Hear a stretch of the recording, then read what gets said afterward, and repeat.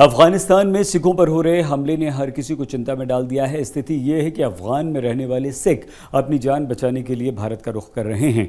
इस बीच राज्यसभा सांसद हरभजन सिंह ने भी संसद में इस मुद्दे को उठाते हुए केंद्र सरकार से इस पूरे मामले में दखल देने की मांग की है।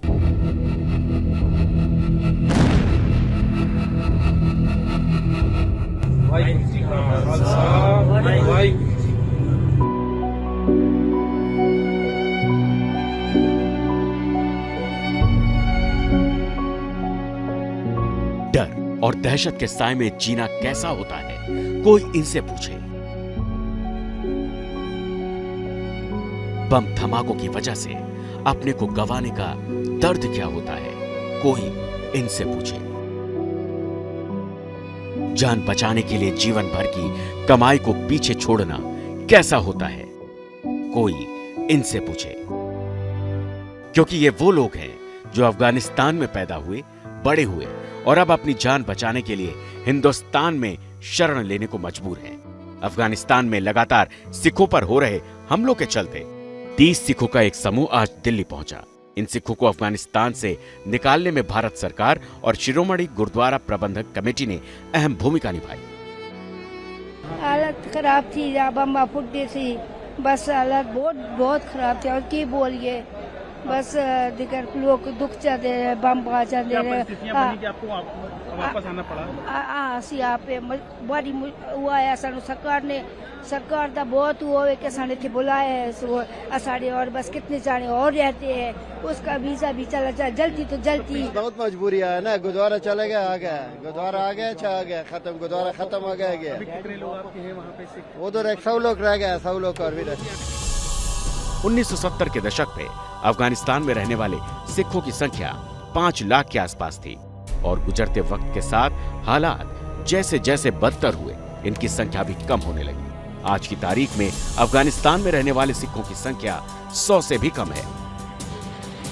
परिस्थिति बहुत खराब है, हालात बहुत खराब है, बिगड़ रहे हैं, दिन ब दिन हालात खराब होते जा रहे हैं। और हम भारत सरकार का तहे दिल से धन्यवाद करते हैं। इस तरह जो आतंकवादी बोलते हैं वो लोग के, इसीलिए अफगानिस्तान को छोड़ते नहीं है। हालात से आराम, इससे पहले जो हालात थे, जो अशरफ गनी था, उसमें भी इसी तरह हालात थे, आज भी वही हालात है।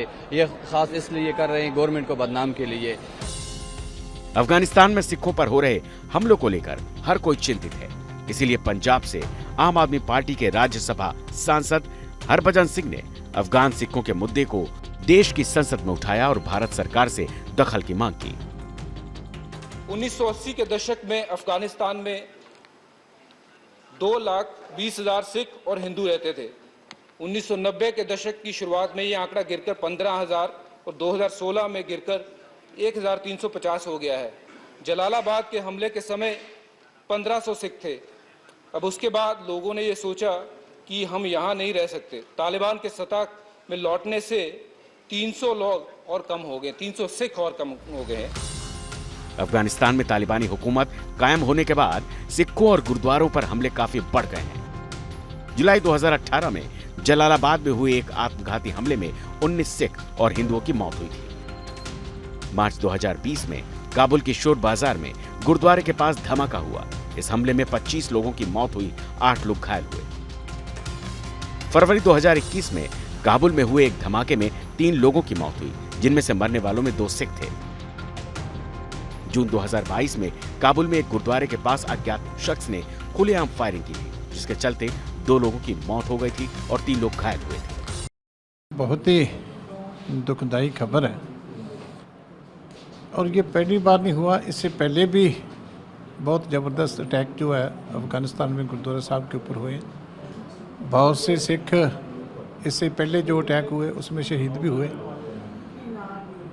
तो इससे ये बिल्कुल स्पष्ट है कि जो सिख माइनॉरिटी है वो अफगानिस्तान में सेफ नहीं। तो मैं हिंदुस्तान की गवर्नमेंट से गुजारिश करना चाहता हूँ कि इमीडिएटली जो सिख वहाँ मौजूद हैं, जो हमारे गुरुद्वारा साहिबान मौजूद हैं, तो उनकी सुरक्षा की जो बात है उनकी सरकार के साथ टेकअप करनी चाहिए, क्योंकि ये रिपीटेडली हो रहा है। अफगानिस्तान में तालिबानी हुकूमत के काबिज होने के बाद जिस बात का डर लोगों को सता रहा था, वो डर आज सच साबित हो रहा है। तालिबान सरकार भले ही अल्पसंख्यकों की सुरक्षा को लेकर बड़ी बड़ी बात करती हो, पर हकीकत यही है कि वो इस तरह के हमलों को रोकने में पूरी तरह से नाकाम साबित हुई है। आज तक ब्यूरो।